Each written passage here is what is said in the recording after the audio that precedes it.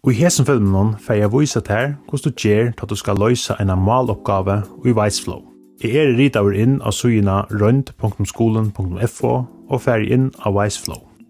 Da jeg kommer inn så gjør jeg at en føres rønt klar. Da jeg trøster henne får jeg nærre opplysninger om røntene. Nå så gjør jeg at en måloppgave og en framsetting parter av røntene. Og I hese filmsvedleggingene får jeg hitje at måloppgavene. Trøster jeg av måloppgavene kommer jeg først til høvesugene.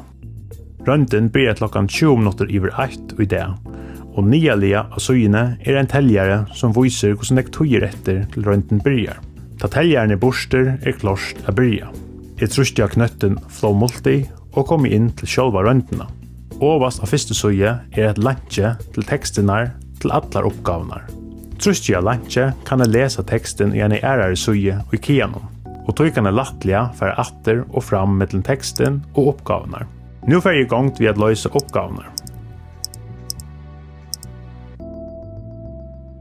Ta I liver vi ena suje, trøster jeg av neste overlige til høyre og kommer til neste suje. Åttast til høyre mulig å få en iverlidsmynd over alle sujene. Her sørger vi at det I suje 2 av 13.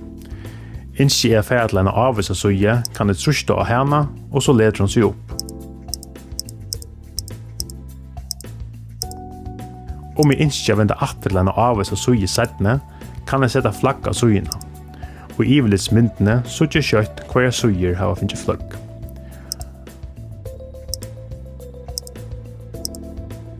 Åttast til høyre kan jeg eisne brøyta utkjøntene av sujene. Jeg kan med den andre gjøre teksten større, eller brøyta liten av bakgrunn og stavun. Legg til merkes teljeren overlige og høyre hjørne. Her som viser hvordan jeg tøyer etter av røntene. Ta I liver vi oppgavene klart å lede inn. Hetta gjør jeg ved å trøste av knøtten overst og I høyre hodene. Det områdende å vite at ta I oppgavesvære lede inn, blir det ikke til å ta det atter. Jeg trøster av flowbeinet og lede inn.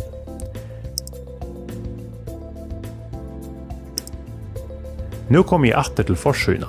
Under innledning av støva sørger jeg at jeg har lede inn. Måloppgaven nå livet.